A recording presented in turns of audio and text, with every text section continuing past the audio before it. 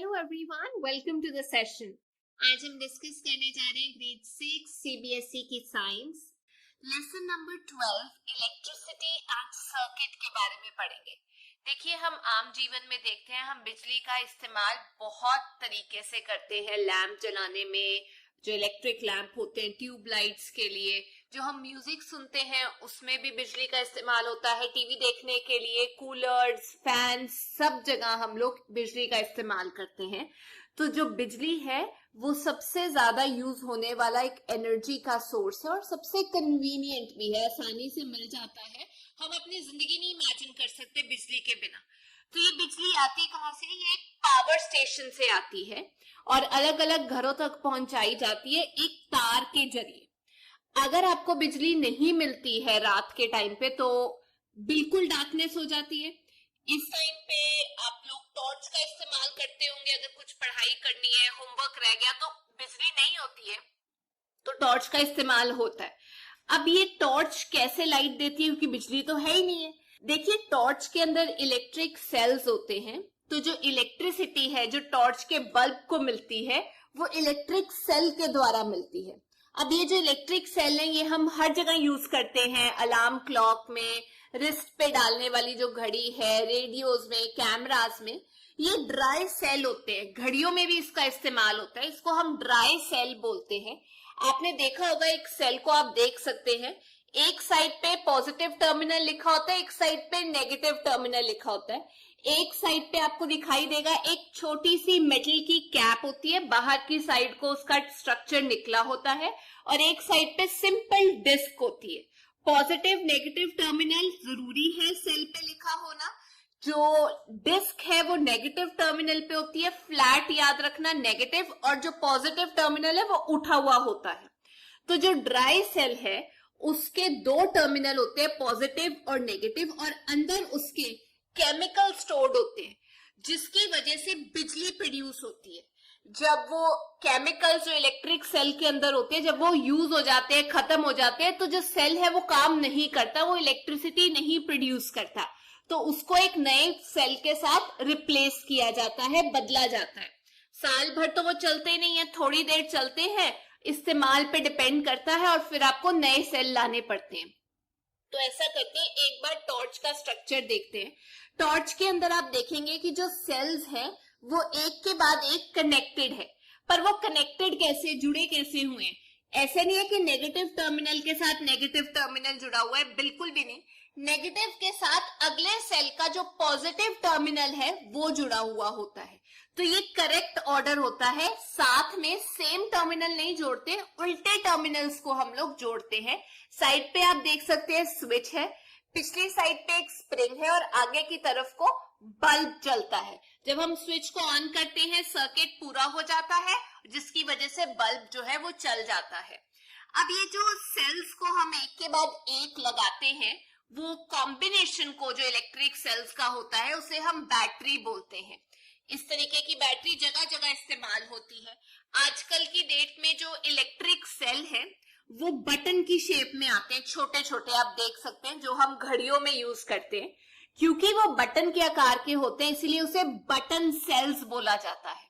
देखिए, इलेक्ट्रिसिटी का इस्तेमाल करना बहुत देख के, सोच समझ के करना चाहिए, क्योंकि कई बार बिजली का झटका भी लग जाता है जिसकी वजह से ना केवल चोट लगती है बल्कि डेथ भी हो जाती है। तो आपको कभी भी बिजली की तारों के साथ, सॉकेट्स के साथ एक्सपेरिमेंट नहीं करना चाहिए। जो छोटा बच्चा होता है उसे भी सॉकेट से दूर रखा जाता है। सॉकेट कौन सी जगह होती है? जहां हम अपना चार्जर लगाते हैं, क्योंकि आमतौर पे उस पर फिर भी बिजली आ रही होती है। अगर आप अपना चार्जर जो है सेल से अलग कर देते हैं या अपने सेल फोन को चार्जर से अलग कर देते हैं और स्विच ऑन रखते हैं, उसमें फिर भी बिजली जा रही होती है, यूज हो रही होती है। तो जब आप चार्ज कर लेते हैं फोन को तो ये जरूरी है कि आप स्विच को ऑफ कर दें। आपने कई बार देखा होगा साइन बोर्ड पे डेंजर का साइन लिखा होता है, इलेक्ट्रिक स्टेशन पे नहीं जाने दिया जाता, क्योंकि वार्न किया जाता है लोगों को कि यहाँ पे खतरा है। जो जनरेटर्स है उसके भी ज्यादा पास नहीं जाना चाहिए, क्योंकि वहां पे भी डेंजर होता है, खतरा होता है। अब हम बात करते हैं जो बिजली है वो हमें कैसे मिलती है, लाइट कैसे मिलती है? इलेक्ट्रिक बल्ब के जरिए। जो इलेक्ट्रिक बल्ब है वो एक सिंपल सा डिवाइस है जो हमें लाइट देता है इलेक्ट्रिसिटी की मदद से। होता क्या है, बल्ब के बाहर वाला जो ढांचा होता है वो एक ग्लास का बना होता है, नीचे उसके मेटल की एक कैप होती है या मेटलिक बेस होता है, अंदर उसके अंदर ऐसे करके गोल गोल जाता हुआ एक स्ट्रक्चर होता है जिसे हम फिलामेंट बोलते हैं। नीचे वाले हिस्से को टर्मिनल बोलते हैं, ऊपर जो उसके अंदर डला होता है ऐसे गोल गोल स्ट्रक्चर उसे हम फिलामेंट बोलते हैं। और उसके साथ दो वायर्स अटैच्ड होती है मोटी। जो फिलामेंट होता है वो बीच में ऐसे करके ढांचा होता है गोल गोल, साइड पे दो वायर्स होती है, आप देख सकते हैं एक जो वायर है वो नीचे बेस पे जाती है और दूसरी जो वायर है वो बेस के बीच में निकलती है। तो दो वायर जो है उनको सेल के अलग अलग टर्मिनल से जब हम कनेक्ट करते हैं तो हमें बिजली मिलती है, या आप कह सकते हैं जो सेल है वो ग्लो करता है। ये जरूरी है आपको समझना कि जो फिलामेंट है उससे दो वायर्स निकलती है, एक सीधी नीचे जाती है आप देख सकते हैं और एक साइड पे जाती है जो हमारा मेटेलिक कैप है या मेटेलिक बेस है। आजकल के दौर में हम लोग एलईडीज का इस्तेमाल करते हैं जिसे हम कहते हैं लाइट एमिटिंग डायोड। इसका इस्तेमाल इसलिए किया जाता है क्योंकि इस पे आधारित जो लैंप्स होते हैं, जिस चीज का हम इस्तेमाल करते हैं उसकी लाइफ ज्यादा होती है, बिजली कम यूज करता है, तो इसीलिए एलईडीज को यूज किया जाता है। सीएफएल का भी आपने यूज सुना होगा जिसे हम कहते हैं कॉम्पैक्ट फ्लोरोसेंट लैंप। लेकिन अगर सीएफएल और एलईडी को कंपेयर किया जाए कि कौन सा बेहतर है, तो हम एलईडी को प्रेफर करेंगे क्योंकि वो इको फ्रेंडली है, एनवायरमेंट फ्रेंडली है, बिजली कम यूज करता है और साथ ही साथ उसकी लाइफ भी ज्यादा होती है। लास्ट चीज ये बतानी है बल्ब के बारे में कि बल्ब के अंदर एक इनर्ट गैस होती है। इनर्ट गैस अलग अलग तरीके की होती है, खास तरीके की गैस होती है। जैसे बल्ब के अंदर जो गैस है वो आपको आर्गन मिलेगी। ये गैस जो है वो बचाती है फिलामेंट को जलने से, क्योंकि बाहर ऑक्सीजन है। ऑक्सीजन क्या करती है, जलाती है चीजों को, बर्निंग में हेल्प करती है जो नॉर्मल एयर में ऑक्सीजन प्रेजेंट है। लेकिन आर्गन जो अंदर मौजूद है वो फिलामेंट को बचाती है जलने से, ताकि अगर वो ऑक्सीजन के संपर्क में आए तो वो बर्स्ट हो जाएगा। आर्गन उसको रोक के रखती है। अब हम बात करते हैं एक बल्ब जिसको हम इलेक्ट्रिक सेल के साथ जब जोड़ते हैं तो एक इलेक्ट्रिक करंट पास होता है। होगा क्या, आपने क्या करना है, एक बल्ब का टर्मिनल लेना है और उसको एक पॉजिटिव सेल के टर्मिनल के साथ जोड़ देना है। बल्ब का दूसरा हिस्सा लेना है और उसे सेल के नेगेटिव टर्मिनल के साथ आप लोग जोड़ दोगे। जैसे ये जोड़ोगे आप देखोगे कि जो लाइट है वो बलनी स्टार्ट हो जाएगी। जो बिजली है, जो इलेक्ट्रिसिटी है, वो फ्लो करती है वायर के जरिए। तो जो वायर के जरिए फ्लो कर रही है बिजली एक अप्लायंस में, एक डिवाइस के अंदर, उसे हम बोलते हैं इलेक्ट्रिक करंट, क्योंकि करंट फ्लो कर रहा है और ये करंट हमेशा पॉजिटिव टर्मिनल से नेगेटिव टर्मिनल की तरफ ही जाता है। तो इस चीज का ध्यान रखना, पॉजिटिव से नेगेटिव की तरफ जाता है करंट जो होता है। तो आप ऐसे करके एक हिस्सा पॉजिटिव सेल के टर्मिनल के साथ कनेक्ट करेंगे बल्ब का, एक नेगेटिव के साथ, और आप देख सकते हैं आपका एक सर्किट सा बन जाता है। आजकल की डेट में जो हम टॉर्च बल्ब इस्तेमाल करते हैं वो कम है मार्केट में अवेलेबल, तो इसीलिए लोग एलईडी का इस्तेमाल करते हैं। लेकिन एलईडी तब नहीं चलता अगर आप सही पोल्स के साथ उसको नहीं जोड़ते सेल के, वो ग्लो नहीं ना करेगा। तो सही जोड़ना बहुत जरूरी है कि जो अप्लायंसेस है, जो डिवाइसेस हैं, हम वो इस्तेमाल करते हैं। करंट जो है एक टर्मिनल से, एक वायर से अंदर जाता है और दूसरी वायर से बाहर निकलता है उस डिवाइस के। वैसे ही अगर हम सेल की बात करें तो जो करंट है वो पॉजिटिव टर्मिनल से, वायर से होता हुआ डिवाइस में घुसता है, दूसरी वायर से डिवाइस से बाहर निकलता है और वो जो वायर है वो नेगेटिव टर्मिनल को कनेक्ट करती है सेल के। ऐसा एक अरेंजमेंट जिसमें आप जो है सेल ले रहे हैं, वायर ले रहे हैं, बल्ब ले रहे हैं जो ग्लो करता है, उसे आप कह सकते हैं इलेक्ट्रिक सर्किट। आप चाहे तो ये इलेक्ट्रिक सर्किट आप खुद भी बना सकते हैं, जिसमें दो टर्मिनल लेते हैं हम बल्ब के, एक स्विच ले सकते हैं और एक बैटरी ले सकते हैं, और जो करंट है जब वो पास होता है इलेक्ट्रिक सर्किट के अंदर से तो जो बल्ब है वो ग्लो करता है। दो टर्मिनल्स का होना जरूरी है। लेकिन कई बार ऐसा होता है कि बिजली आ रही है पीछे से लेकिन बल्ब ग्लो नहीं कर रहा, उसका कारण ये हो सकता है कि जो बल्ब है वो फ्यूज हो चुका है।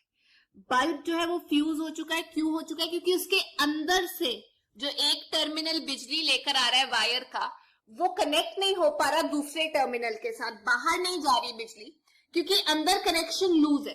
अब अंदर कनेक्शन क्यों लूज है? क्योंकि मैंने आपको बताया था वो जो फिलामेंट है जिसके जरिए बिजली एक साइड से दूसरी साइड जाती है, अंदर घुस के बाहर निकलती है, वो टूट चुका है।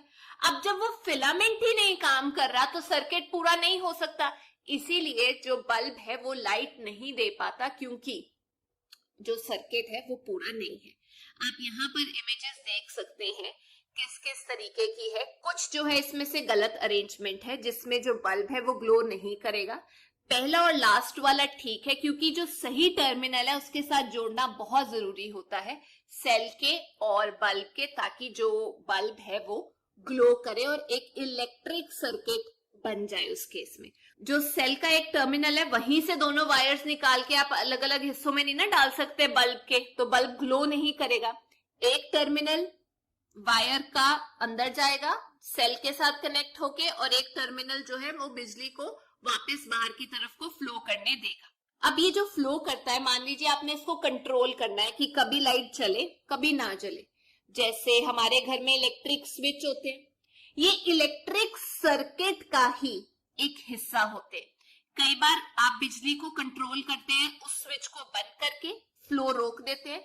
कई बार आप ऑन करते हैं उसको ताकि बिजली फ्लो करे।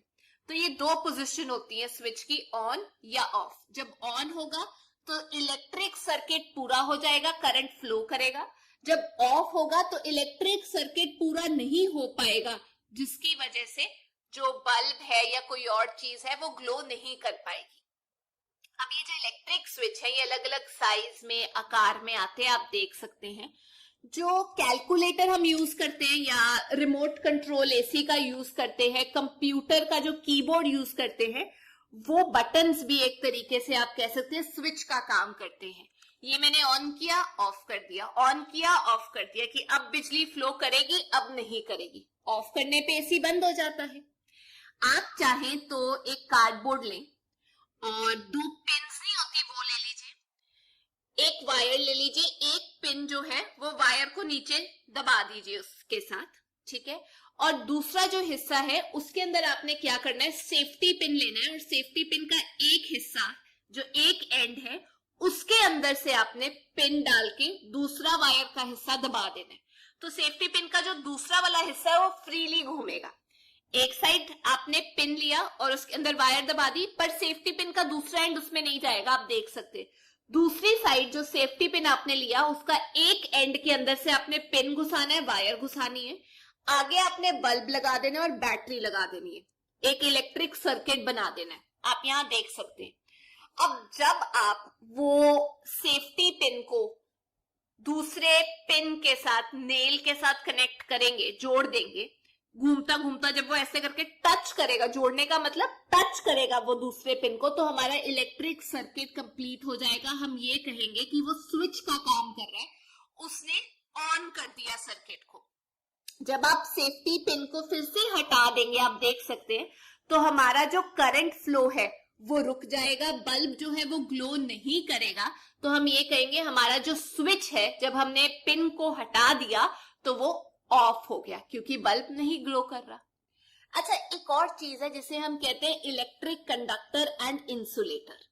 अब आपको पता है इलेक्ट्रिक सर्किट के अंदर आप मेटल वायर्स का इस्तेमाल करते हैं, क्योंकि मेटल में से अंदर से करंट पास हो जाता है।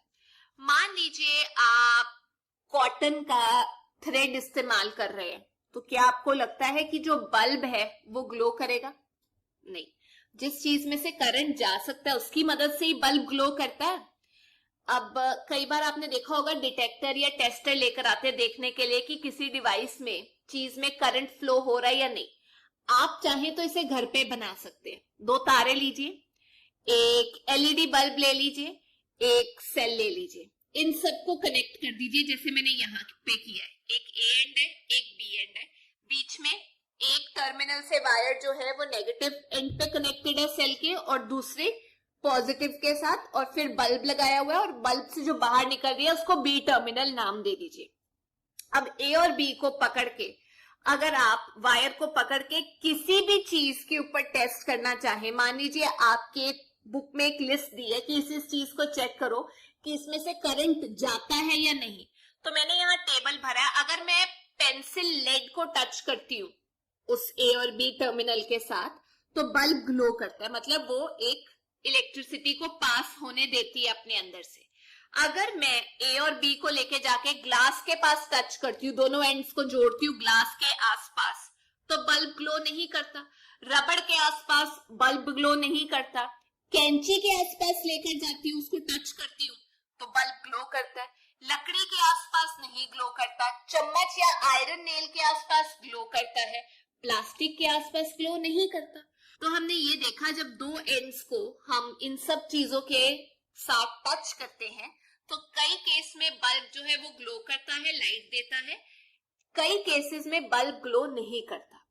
तो जिस चीज में बल्ब ग्लो करता है हम ये कहेंगे कि वो बिजली कंडक्ट करता है वो सामान, तो वो एक कंडक्टर है जिसके अंदर से बिजली जा सकती है। जब हम उन चीजों को, वायर्स को उस चीज के आसपास करते हैं और बिजली नहीं जाती, बल्ब नहीं ग्लो करता, तो हम उसे कहते हैं इंसुलेटर। तो ये जो कंडक्टर है, इंसुलेटर है। कंडक्टर वो चीज होती है जिसके अंदर से जो इलेक्ट्रिसिटी है वो पास होती है। इंसुलेटर वो चीज होती है जिसके अंदर से बिजली पास नहीं होती है। तो ये दोनों चीजें हमारी जिंदगी में बहुत जरूरी होती हैं। देखिए, इलेक्ट्रिक वायर उस चीज की बनेगी जिसके अंदर से बिजली पास हो। जो खंबे में भी तारें होती हैं, बिजली तो पास करानी है। स्विच उस चीज के बनेंगे, इलेक्ट्रिक प्लग, सॉकेट, ये सब कंडक्टर के बने होते हैं। लेकिन अगर आप बात करो रबड़ की, प्लास्टिक की, इसका इस्तेमाल किया जाता है तारों के ऊपर कवर लगाने के लिए, क्योंकि तार के अंदर से तो बिजली जा रही है, हम सीधा तार को टच नहीं कर सकते, हमें झटका लगेगा। उसके ऊपर कोई ऐसी चीज की परत होनी चाहिए जैसे रबड़ या प्लास्टिक की, जिसे हम टच कर सके, और अगर वायर के अंदर कोई प्रॉब्लम है, इलेक्ट्रिकल प्रॉब्लम है, उसे ठीक कर सके। टच करने के लिए हमें इंसुलेटर का मटेरियल होना जरूरी है ना। तो आप ये कह सकते हो जो मेटल है वो गुड कंडक्टर है बिजली का, उसके अंदर से बिजली जा सकती है। तभी जो तारें हैं वो मेटल की बनी होती है, जैसे कॉपर की बनी होती है, एल्युमिनियम की बनी होती है। जो सिल्वर है वो सबसे बेहतरीन कंडक्टर है इलेक्ट्रिसिटी का, लेकिन वो महंगा होता है तो उसकी तारें थोड़ी बनाएंगे। तो इसीलिए जो तारें हैं कॉपर, एल्युमिनियम की बनी होती हैं। लेकिन वो सामान जैसे रबड़ हो गया, लकड़ी हो गई, प्लास्टिक या बेकेलाइट जिसकी चूड़ियां भी बनती है, वो जो है इंसुलेटर का काम करते हैं। आपने देखा होगा इलेक्ट्रीशियन जो आपके घर बिजली का काम करने आते हैं, वो कई बार रबड़ के ग्लव्स डालते हैं, क्योंकि जब वो रिपेयर करते हैं उनको झटका लग सकता है। हमारा जो शरीर है उसको झटका लग सकता है, वो बिजली को पास होने दे सकता है। इसीलिए जब आप काम कर रहे हो तो रबड़ के ग्लव्स डाल के वो लोग काम करते हैं, जिससे झटका नहीं लगता। अच्छा, जो नॉर्मल एयर है वो एक अच्छा इंसुलेटर है, मतलब वहां से बिजली नहीं पास करती, झटका लगने के कम चांसेस है। लेकिन हमारा जो शरीर है वो एक अच्छा कंडक्टर है बिजली का, इसीलिए बड़ा ध्यान रखना पड़ता है कि बिजली का झटका ना लग जाए। आप किसी नंगी तार को हाथ ना लगा लो, गीले हाथ से किसी चीज को या नंगे पैर से बिजली का काम नहीं करना चाहिए, या कूलर में भी पानी नहीं डालना चाहिए ऐसे, क्योंकि झटका लगने के चांसेस होते हैं। तो ये थी आज की क्लास। पर जाने से पहले मैं आप लोगों से 2 क्वेश्चंस पूछना चाहती हूँ। पहला क्वेश्चन ये, एलईडी और सीएफएल में से बेहतर कौन सा है? और दूसरी चीज ये कि इंसुलेटर और कंडक्टर में क्या फर्क है, और आपको उसका एग्जाम्पल मुझे बताना है। अगर ये आपको समझ आ गया है चैप्टर, तो please make sure you like, share and subscribe. हम फिर मिलेंगे। Till then, take care.